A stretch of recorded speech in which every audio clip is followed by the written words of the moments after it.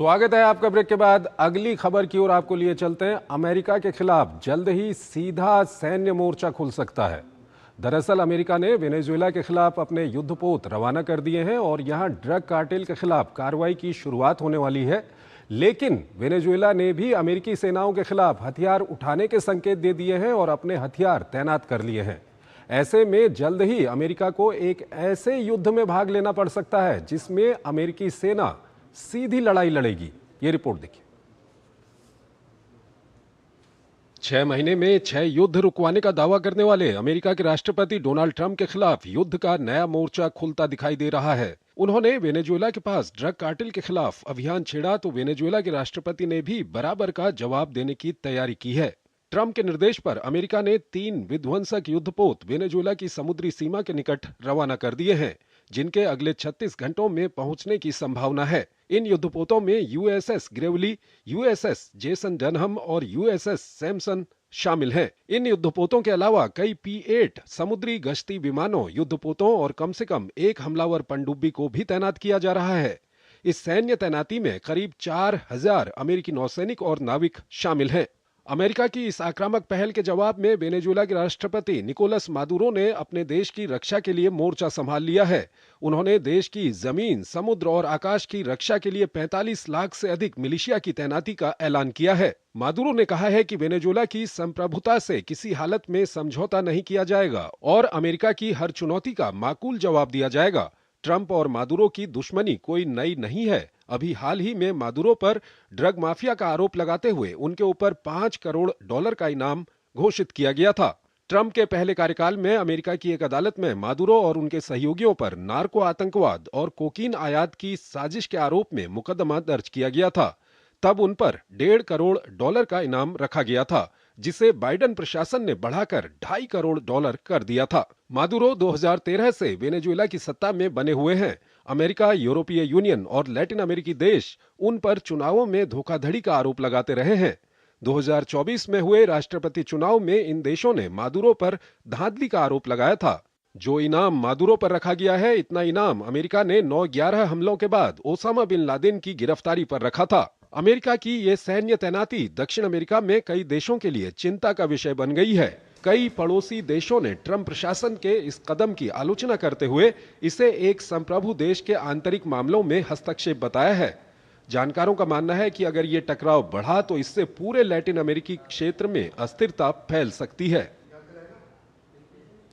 संजय भारद्वाज हमारे साथ जुड़े हुए हैं, विदेशी मामलों के जानकार हैं, उनसे हम जानेंगे। संजय जी, ये जो अमेरिका ने युद्धपोत भेज दिए हैं वेनेजुएला के खिलाफ, किस तरह से विश्लेषण करेंगे इस पूरे मामले का? देखिए, सबसे बड़ी बात तो ये है कि एक ही क्षेत्र है जिसका अमेरिका से बहुत सीधा सीधा कन्फ्रंटेशन नहीं हो रहा था। नहीं, आप मिडिल ईस्ट ले लीजिए, आप साउथ चाइना सी ले लीजिए, आप यूरेशिया ले लीजिए, सब जगह अमेरिका की दखलंदाजी मिलिट्रीली रही है। अब आप ये एक क्षेत्र था जो लैटिन अमेरिका का, जिसमें अब सीधा मिलिट्री कन्फ्रंटेशन की तरफ अमेरिका बढ़ रहा है। देखिए, जहाँ तक वेनेजुएला की बात है तो ये अमेरिका के साथ सीधा सीधा जो टकराव है वो पिछला 2 दशक से, खासकर 2002 के बाद से सीधा सीधा टकराव है। और जब 2013 में मादुरो जब राष्ट्रपति बने, उसके बाद जब उस वक्त ओबामा राष्ट्रपति थे और ओबामा ने साफ साफ कहा कि Venezuela is a threat to the American interest, तो अमेरिका के लिए एक बहुत बड़ा थ्रेट है।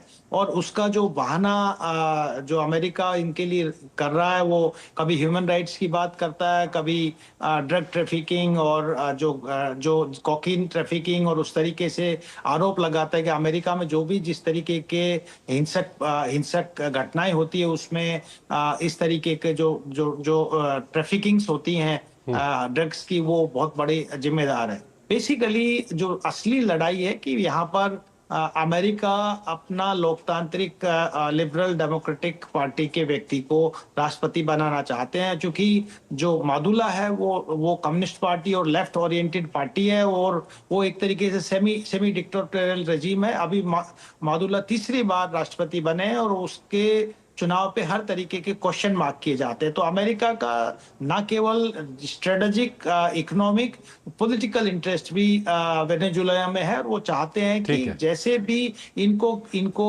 कन्विक्ट करके और इन पे कोहर्सिव डिप्लोमेसी के माध्यम से मादुला को सत्ता से हटा के वहां से भगाया जाए, और इसीलिए उन पे $5 करोड़ का इनाम ठीक है। ट्रंप संजय ने जी, यहाँ पर किया है। सवाल ये आता है कि काराकास ने करीब 45 लाख मिलिशिया वहाँ पर तैयार किए हैं, और कहा जाता है कि यूगो डी शावेज के टाइम से वहाँ पर ये मिलिशिया तैयार किए गए हैं, और 45 लाख ही नहीं, इनकी संख्या काफ़ी बताई जा रही है।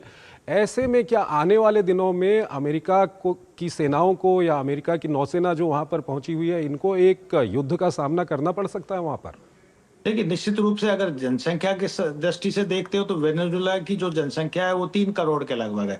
उसमें ये कह रहे हैं कि 4 to 5 मिलियन, यानी कि 40 से 45 लाख इन्होंने मिलिशिया तैयार किया है। उनको ये यहाँ तक कह दिया कि जो खेतों में भी काम कर रहे हैं, कृषक भी हैं, वो भी राइफल लेके तैयार हो जाएं, ताकि ये, क्योंकि ये सीधा सीधा वेनेजुएला की जो सोवेरेनिटी है, टेरिटोरियल इंटेग्रिटी है, उस पर सीधा अटैक है। तो ये बात मान के चलिए कि अगर ये गुरिल्ला वॉरफेयर में आ जाते हैं और सीधा अमेरिकन फोर्स से टकराव करते हो, कि अमेरिका ने जिस तरीके से पनडुब्बी भेजी है और अपने एंटरप्राइज भेज रहे हैं, यूएसएस गवली और ये सारे भेज रहे हैं, तो ये निश्चित रूप से वेनेजुएला उसको ठीक एक है। थ्रेट के रूप में ले रहे हैं, और इसको स्ट्रांगली रिटेलिएट करेंगे। और जो पॉलिटिकल लीडर्स हैं वो एग्जाइल में है, अभी वेनेजुएला में है नहीं, जो अमेरिकन समर्थित है वो ठीक दूसरे है देश में। और यहाँ एक और मैं बात कहना चाहता हूँ कि जी, जो जल्दी से।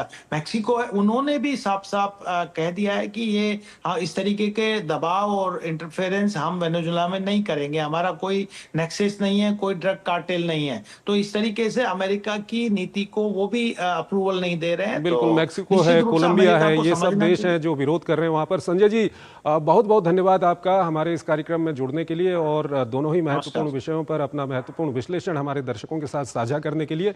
इसी के साथ अंतर्राष्ट्रीय खबरों के हमारे इस कार्यक्रम